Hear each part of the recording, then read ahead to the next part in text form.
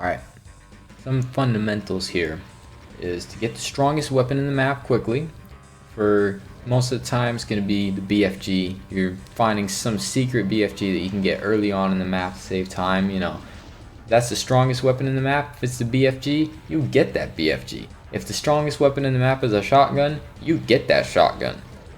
See if you can leave and come back while doing the most productive thing you can. So, really good example of this comes to Dimensions map 1, right? So this center is infighting to all hell, and what I'm doing is I'm actually dealing with archviles on the sides. So non-linear, you know, I know what you're thinking, maybe this map is not that non-linear, but in my opinion I feel like this route makes it non-linear. But don't worry, I have an example later that's undoubtedly what you're looking for. But I think I can still show a lot of things from this, a lot of fundamentals. So once again, see, the thing is, the way to do this fight intended is like you're in here and you're figure eighting these revs. But what I found is that I could just go out to the side. Actually, maybe Caligon found this. I don't even remember anymore. But can go out to the side and deal with some of the archviles out there. You see, I remember when I was doing this, the record was a low 8. And I was thinking to get under 8 minutes, I would have to deal with some of these archviles on the outside instead of doing the big fight there. And if I could do that, it would save some time. But it was too much at the time. I didn't really find an efficient way, but here it is. So I go and do some damage to them, and I come back and I do it again. So what the takeaway from this is that I'm doing the most productive thing while that whole center is infighting. It turned out to be a lot faster than trying to just engage with the fight. So the next thing is try to do things on the way. So you'll see a little bit later that I'm running a big circle around, and for example right here, these two cybers need to die or else I'm gonna have to be cleaning up snipers at the end of the map. But instead, I want to just quickly just deliver some good BFGs to them. Maybe they'll get finished off by infighting, but just on the way did some damage to them. Same with these guys. I have to clean them up at the end. Let me just do some damage to them real quick on the way. Those archviles, you get the point. And another thing is be responsible. So being responsible is actually why I hadn't gone back to this for the sub 8 until Caligon kind of pushed me. But the thing about it is, like, you gotta be very aware of just what you're willing to put up with for the record, because you know, you might route something with like rewind a bunch and then you find that it's like damn near unplayable. It's gonna take thousands of attempts unless you find like a significantly better strategy. So that's why I say just be responsible, so you still get the most fun out of this game while doing the runs, even though the runs are gonna piss you off because, you know, Doom. But yeah, keep all that in mind. And now I'm going to go to an example. I'm going to go ahead and route Crumpets map 9. Not that I've never played the map before, but I have never tried to do like an efficient max route for it. I haven't seen the max route in a long time, so I went ahead and I played through it for the first time, and I did a whole thing. It's going to be in the description that you can watch uncut, but this video is just going to feature the demo and all of my findings, what I was able to come up with personally. So hope you guys enjoyed that, and I hope you guys learned something from that. So let's go. For demos like this, now this is not the record, but I think it strikes a good balance between efficiency, speed, and survivability. So BFG's over here. First thing that I want to do, just as soon as I can get to the BFG, I want to do that. Like just the fastest way to get there is what I want to do. So I found that if I archvile jump out of here, I can go to it and get it early, and to get that archvile out, what I have to do is I need to get that key. To get that key, I need this lift in the ground here to raise up. To raise that lift, I need to press on this switch, deal with these two archviles. So to do all of that, I do need some health, so I go for the soul sphere and this mega armor first. And then I also telefrag some spider masterminds just to help me out a little bit so I don't get sniped too much. Alright, so let's get it. So at the beginning is where a lot of the magic happens. I go up on this lift here, And this is how we get Soul Sphere and Mega Armor. Next thing, make that jump again. Yeah, so this jump is actually breaking progression. Normally, to get to here, you need to deal with that side and deal with the BFG, and then cross that line def, and that'll cross that yellow line def, and that'll raise these stairs here. So instead of that, I do this jump at the start and up these steps. I'm gonna go take this teleporter and telefrag some stuff. Now what I do is I get the invisibility. One big thing that happened to me is I was actually getting the invis that's like right there, and then I would go do the secret, go telefrag the spider masterminds, and then I would just start dying because the fight that I'm about to do in a little bit here actually really depends on having invisibility to be pretty safe. So that was my reasoning for that. And now we get the SSG. We're dealing with these archviles like I was saying earlier. And then up here, I kill the paint elemental first, kill the chain gunner, press switch. That raises the lift. So I already talked through all of this earlier.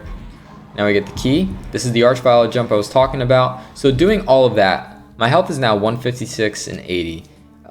So 80 is like, that's the mega armor that I had from that mega sphere. So see how much damage I took. That's why I needed the soul sphere and mega armor at the start, so I can survive all of that. And now at this point, the invisibility is hopefully still with me. Oops. And now we're gonna use the invisibility to help us through this fight right here. So when you get the key, these couple of archviles come out. I go for those cells. This is just a personal preference. I'm not gonna get too much into the actual fight strategies. This is more about what to do when.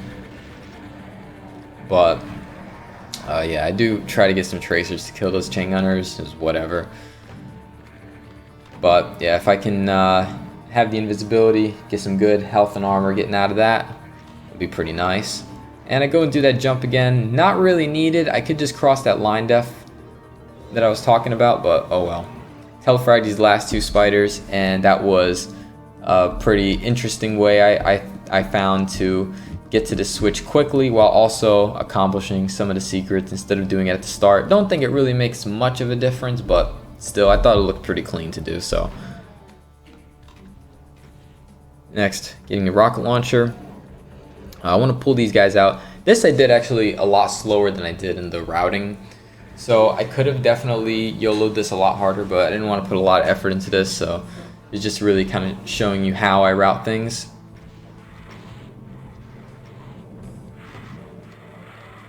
But yeah, I take it easy, and all I'm doing is I'm just getting some cells and then getting out of here. I grabbed that mega because I was low, not much more thought into it than that. Getting those cells is whatever. Those cells that were up there.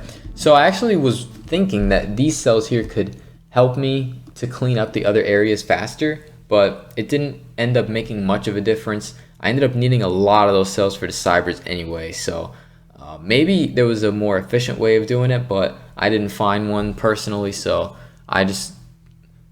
So in other words, just these cells, I got them just for no particular reason.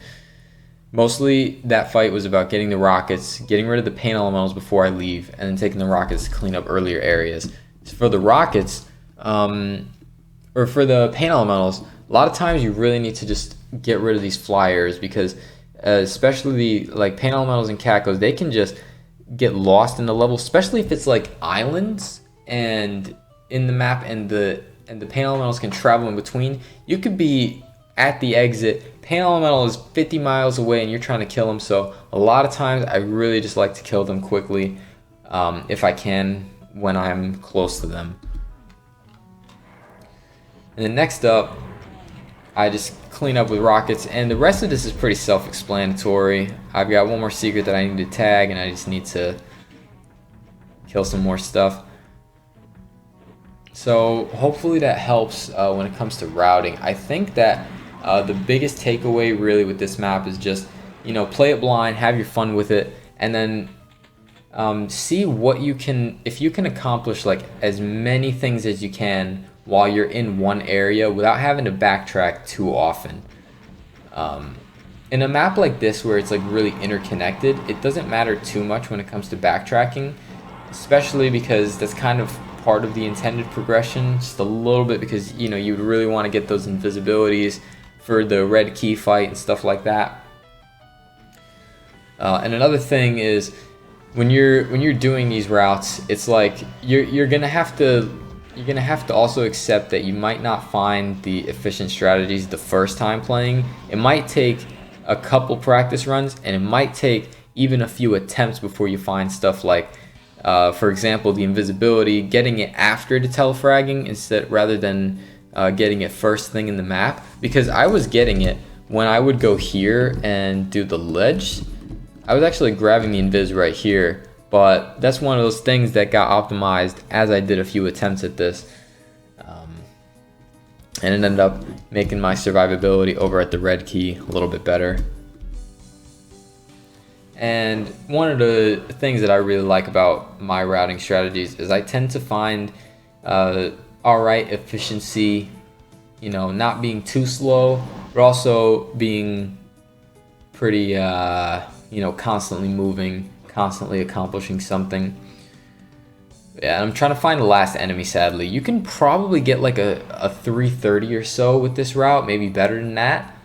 Of course, you know, the record is 316. The route is a little bit different what Ankeligon does. What he does is he goes here, he goes on this ledge, presses that switch to get the Soul Sphere and Mega Armor, drops down, takes the backside of that teleporter to telefrag the spiders, and he does another jump from here over to here. And remember, this is where I Archvile jumped to, and he can get the BFG a lot earlier than I did, but I didn't like the jump. I was not consistent at it and ended up not doing it. So, but if I did, you know, perhaps I would have tried for the record, and it would just be about doing things more efficiently and not much more complicated than that.